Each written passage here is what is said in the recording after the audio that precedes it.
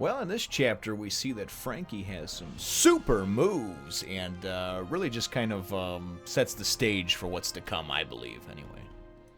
One Piece, chapter 338, Coup De Vent. It's totally like Coup De Vent. The P is silent. Well, hello, my brothers and sisters of the Nerd Nation. I, as always, am Jim, here to bring you another review on the awesome and cyborg-ridden, water-7-filled tale of One Piece. Our last chapter saw us with, of course, starting up the new volume, volume 36 over here, and really just seeing kind of a showcase of the Galley their 5 foremen, and some of their powers, as there was really just kind of a mosh pit melee type thing going on, where where Luffy was of course fighting Franky, and then they jumped in. Now they're fighting Luffy. Now Franky's fighting them because they're trying to take his prey, and it's so it's just a complete clusterfunk, you know. But that's where things left off, and that's right where things pick up over here.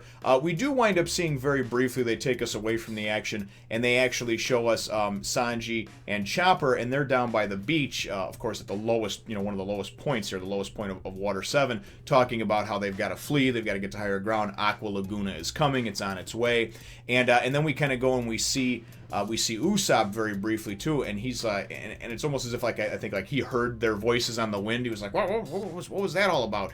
And then he's like, oh geez, I heard something about high tide or something, something of that nature. And well, geez, it seems awfully windy, So so I guess we'll see how that all plays out over there. Now we still don't see any Robin. We don't really know what's happened with her except for seeing her briefly, a couple of chapters ago.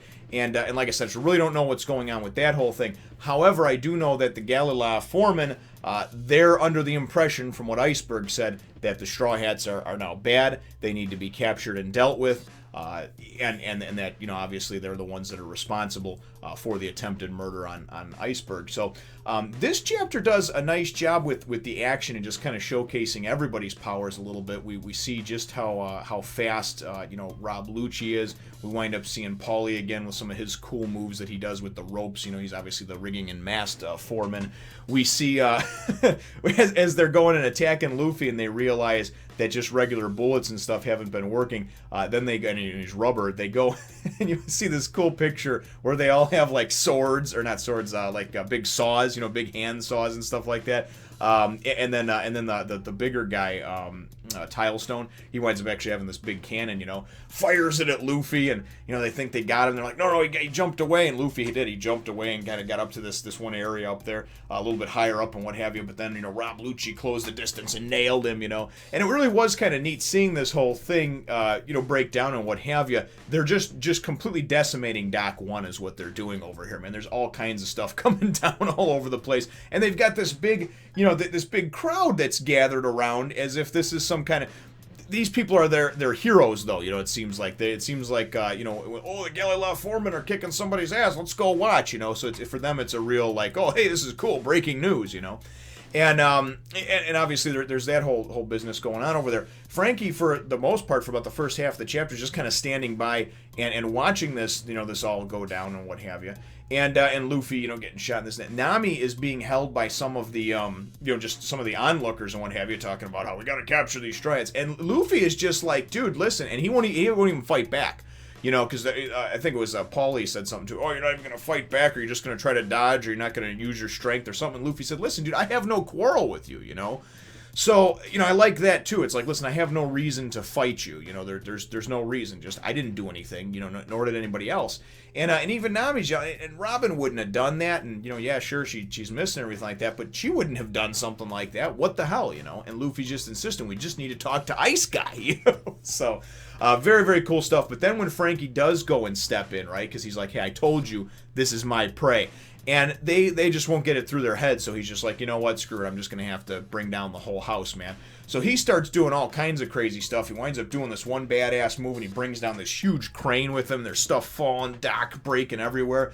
Then he goes and he charges up one of his arms and turns it into like this cannon and does this thing called Coup De Vent. And similar in terms of it being like a French word. Don't know if there's any really any meaning behind it. Obviously, vent would mean the air, and but it's similar to like Sanji when he goes and calls out what for his different moves, what sounds like obviously these different French terms. So very neat stuff though, because he goes in his arms are already huge. He's already got these giant Popeye like forearms, you know. And I love how everybody was telling me too that he was modeled after Jim Carrey from Ace Ventura: Pet Detective, because I absolutely love Jim Carrey. I think he's one of the best physical comedians on the planet. And just in general, really liked those movies. And when you go and you look at him, you can really see that, you know, with the Hawaiian shirt, the big old shit-eating grin smile that he's got on his face, the big pompadour-like hair. Nonetheless, though, he charges this thing up, and his whole forearm gets even bigger and whatnot. And what it is it's pressurized air. And he says that it's even more powerful than a hurricane or whatever. And I'm assuming that that it's more powerful than even just a bullet firing from a gun. Because after he winds up doing this, I mean, Luffy and Nami, thank God, Luffy winds up grabbing Nami. She winds up getting free, right? And Luffy grabs onto her, and they go and take off. They're trying to get the hell out of there. But I mean, the whole Dock 1 is just decimated. I mean, it is just the absolute anarchy and chaos that has reigned supreme over there. And then the funny part is it's towards the end of the chapter, his two dancers, his like backup dancers, the left one and the right, they're like, aren't you gonna go after him? And you see his hair, you know, his like pompadour thing that was sticking out is like hanging down in front of his face, you know. It almost looks like a freaking My Little Pony or something, you know. And so he goes and he's like, no, that blast. And I picture him like talking like Elvis for some reason, you know. Oh no, that blast there, it took a lot out of me, you know. It took all my juice.